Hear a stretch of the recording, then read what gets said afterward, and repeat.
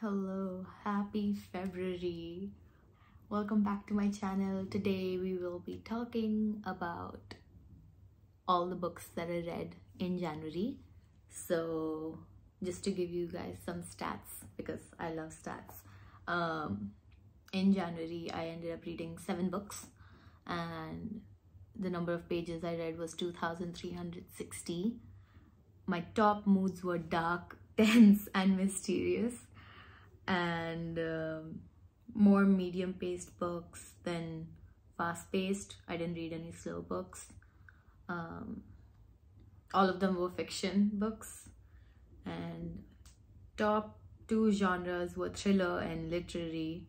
Yeah, something was going on. I don't know what was up, but almost like except 2 books, all of them were like crazy, like books that kind of made me go insane.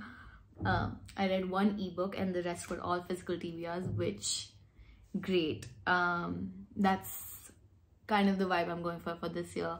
I need to reduce my physical TBR. So yeah, average rating for this month was 4 stars, which is pretty great. And yeah, this is what reading looked like for me day to day in January. As you can see, there was a big gap where I didn't read at all. I mean, I was reading, but I was reading fan fiction, so obviously I couldn't put that on Storygraph. But yeah, Yellowface really just put me in a slump. Actually, I was already in a slump in December, but Yellowface was the only book that I was like actually able to read during my slump. So I guess after I finished that, I was still in my slump. It didn't help get rid of the slump, but like it was a book that I could read even during my slump because it was just so crazy. Like, yeah. Anyways, so first book of January, Yellowface by R.F. Kuang, Rebecca F. Kuang. Wow, I just found out her name's Rebecca. I've just been calling her R.F. Kuang. But yeah, this was my first book in January. If you watched my Bali vlogs, you can see that I took this book with me on vacation and only ended up reading like 10 pages the entire trip. But on the flight back, which was on the 2nd of Jan, I ended up reading like half of this and then finished it the next day. This was insane. This book was actually insane. Like, wow.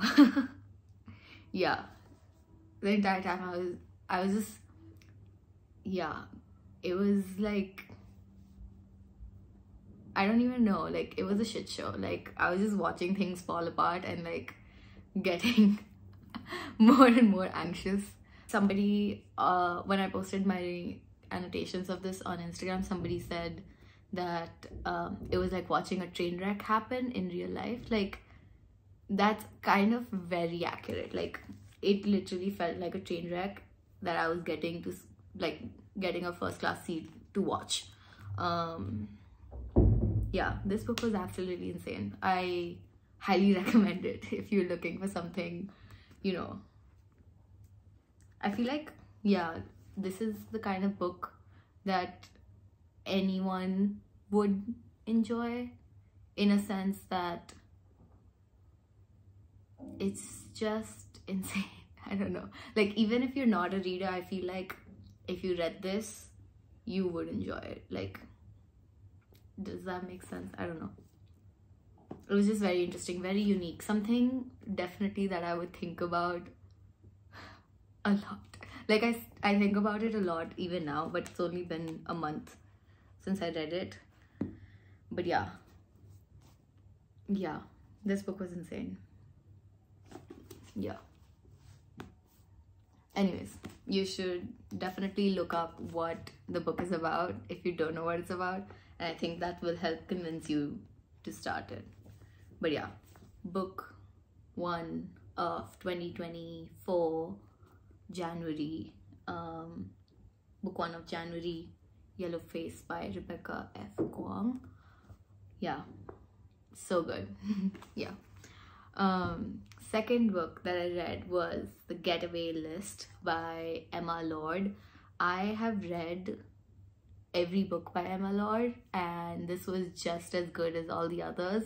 Like, I think in 2021 I read Tweet Cute and absolutely loved it, and ended up reading the second book that she had out. I think you met a match, or you have met a match, something like that, and that was also really good. And since then, like, Emma Lord's always released books in January, and so every book that came the next year, like the 2022 book in January, I read that in January. Then 2023, last year, I read Begin Again, and then this one. Like, every year I've read, every January since then, since 2022 has had an Emma Lord book for me, and it's just something that will continue for a while. Like, I mean, for a long time, because I'm yet, like, I love her books. I think Tweet Cute is still my favorite.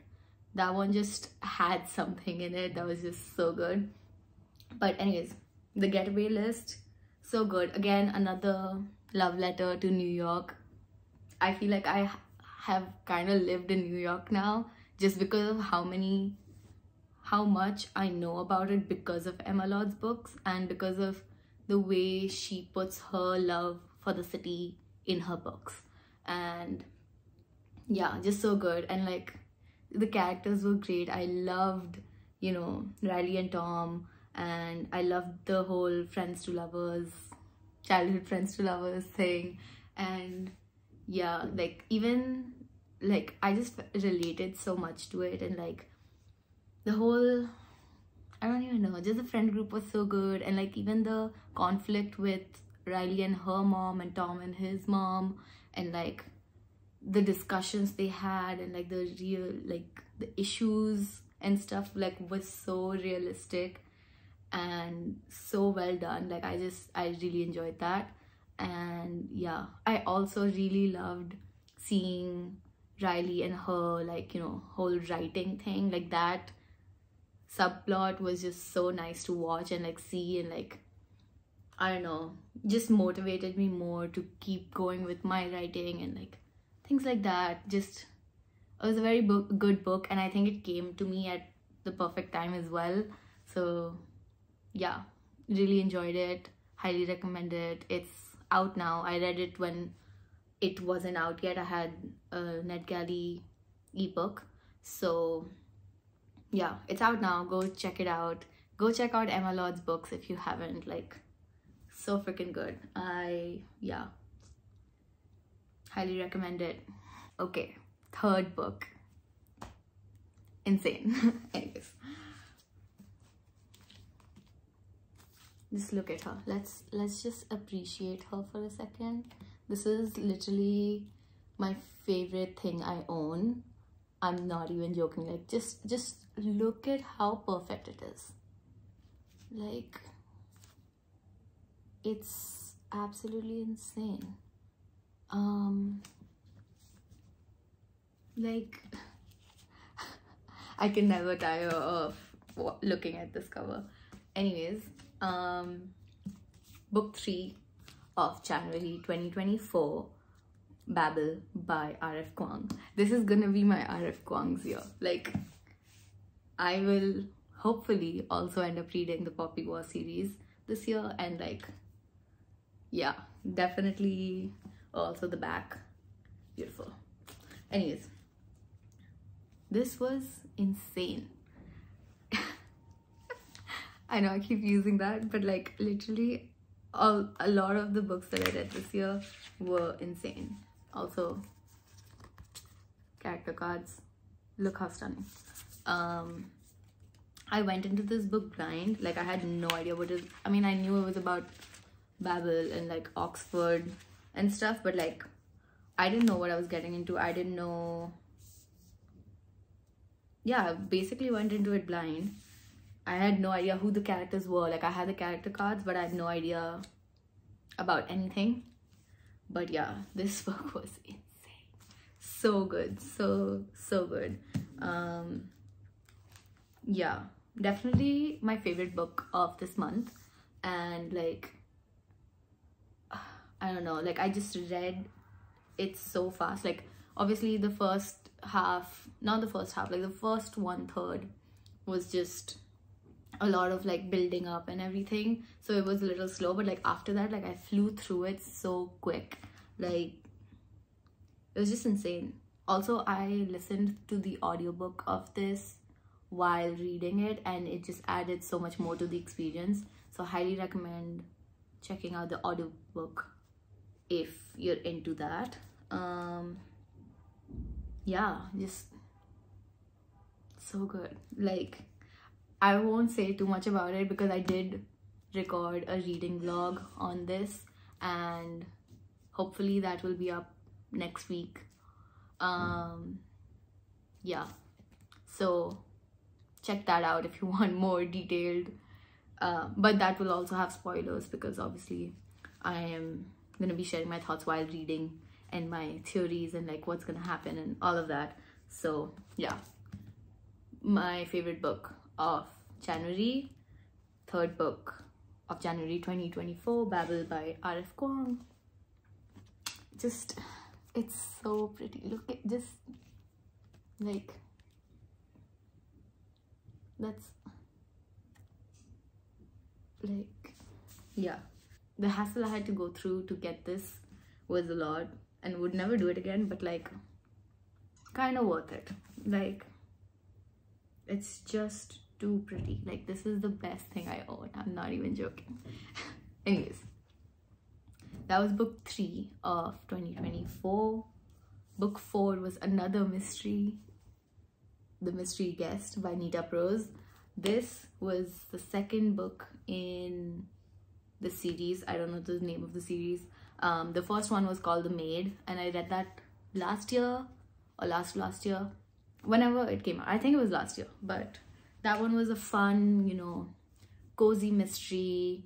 Didn't have, like, I wasn't scared at all, and I was expecting the same with this one, and it delivered. A cute, not cute, a fun whodunit kind of vibes. And I was a little disappointed at the end because I thought there would be like this twist that I'd almost come to expect, but then it didn't happen. But that was just me. So, but also I completely understood why the author didn't go with that, and I also agree that they didn't go with that, I guess. But yeah, it was fun. I had, you know, yeah, it was just a fun, you know, cozy mystery. It wasn't scary at all. And yeah, the maid Molly, she's just a fun character. Yeah, I like being in her brain. Like, I like the way she thinks and the way, like, it's just a very unique character voice that I enjoyed reading. So, fourth book was The Mystery Guest by Nita Prose, second book in the series, and I'm hoping there will be more because these are just nice, fun, you know, just a fun read. So yeah, highly recommend. If you're a scaredy cat like me and can't handle like proper thrillers, like I can, it's just I won't be able to sleep after. So when I do need to sleep but I still want some mystery, I would read this. So highly recommend if you want to read mystery but you don't want to be so scared that you can't fall asleep at night. You can read this, and the first one in the series. So yeah, okay, a break from mystery after this. My fifth book of January 2024 was What You Are Looking For Is in the Library by Michiko Aoyama. This also stunning. I just love, I think this is one of the few like one of the only books that I own that has sprayed edges. Kind of why I bought it. Just looks so pretty. Yeah, this was fun. I mean, I loved the premise. I enjoyed all of the stories in it too. I just think it was a little disappointing in terms of like the emotional factor. I think I was expecting it to give me more emotion. Like almost all the Japanese translated works that I've read has always made me feel something, and like, you know, I'm talking about like Before the Coffee Gets Cold series and like All the Love Is in the Night, and like, yeah, those made me feel like, and like obviously, I mean, I don't know, I shouldn't compare them to this just because they're both translated works from Japanese to English, but like the stories were great and like I enjoyed reading them, but something was missing for me, like something that made me care more, I guess. Like, I don't know. I also do wish they had mentioned or like shown more of the librarian's life. Like, they mentioned her husband, they mentioned, you know, little tidbits about her, but they didn't actually show us anything that made us connect with her, I guess. That kind of felt like, I felt like they should have done that, just because I don't know, it just would have been nicer to would make me care more about her and the characters more if that was like, learning about her life in each of the stories would connect us more and would connect the stories to each other more. Like, yeah, I don't know if that makes sense. Like, for example, in Before the Coffee Gets Cold, we knew more about the, you know, cafe workers, the staff, and like the owner, like their lives so much more. Even if the story was, each story wasn't about them, it was about the people who had come to the cafe and like who they were gonna go meet in the past or the future and like things like that. But we knew about Nagare and like his wife and like his child and like all these things, and like I feel like that added so much more to those stories that I think was missing in this. So yeah, still a good read. Like, just pretty pictures for each of the character, which is nice. But yeah, this was the 5th book of January. What you are looking for is in the library. Anyways, book 7 of January 2024 was another mystery called And Then There Were None by Agatha Christie. This was my first Agatha Christie book. I read this for Book Wordathon January prompt, which was there, and there. And yeah, this was the only one that fit, and also finally gave me the push to start reading Agatha Christie books. So that was nice. I also later on found out that there's a Read Agatha or Read Christie 2024 thing going on. So that's exciting. I might stick with reading more Agatha this year. I also did record a reading vlog for this one, so I won't say much about it here. You can check that out. I'll probably release that sometime in February. So yeah, check that out if you want to know more details, but also that will have spoilers because I'm sharing all my theories and like all my guesses for who did it and like all this kind of stuff. So yeah, I enjoyed it though. I'm excited to read more Agatha Christie books hopefully soon, and yeah, should be fun. Yeah, so that was book 6 of 2024. Book 7, aka the last book of 2024, I finished this literally yesterday, and like honestly didn't think I would be able to make it like I would be able to finish it in January. But I went to a cafe, like it was raining, I went to a cafe, had some tea, and just like read it. Okay, so yeah, book 7 of 2024, How to Kill Men and Get Away with It by Katy, Brent. This book was insane. She's an influencer and she kills men. Yeah.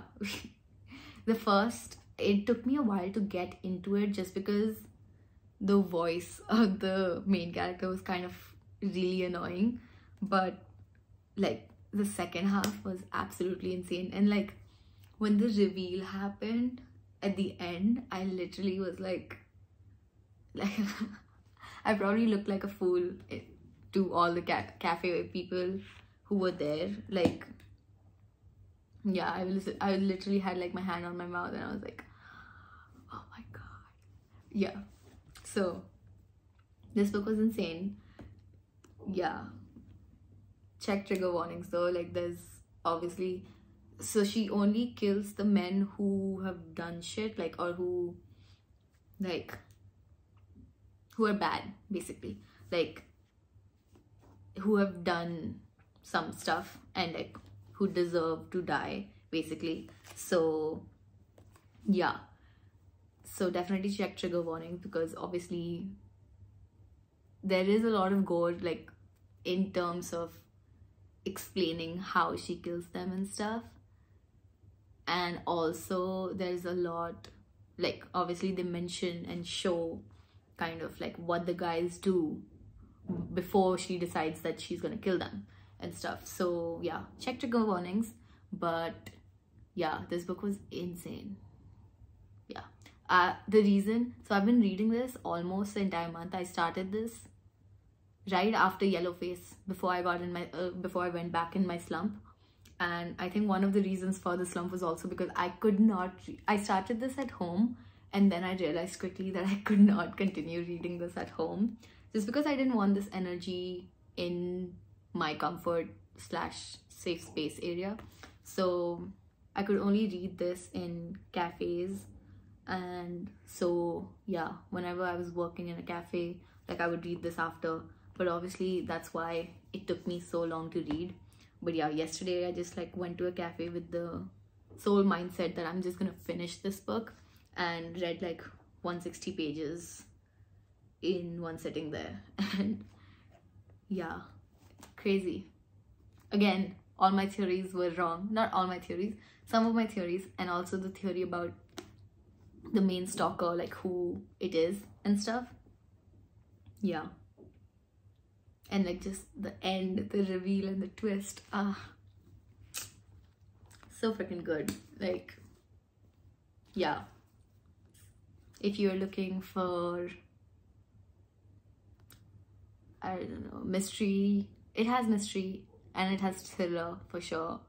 So yeah, if you're looking for a mystery thriller, highly recommend this. But yeah, do check trigger warnings. Yeah, crazy book. Yeah, anyways, sorry about the noise, but yeah, this was my book club's January book, and we're going to be discussing it on Saturday. So I'm glad I got to finish this in time. And yeah, so this was book 7 of January 2024. So yeah, this is all the books I read in January. I am excited to see how much I read in February, just because my slump is finally over and I'm finally back to reading properly. But yeah, should be fun, should be exciting. I will keep you guys updated. Yeah, that is all for this video. Thank you so much for watching. I will see you guys next time. Babel and Then There Were None reading vlogs coming sometime soon. So keep an eye out for that. And yeah, I will see you guys next time. Hope you guys enjoyed this video.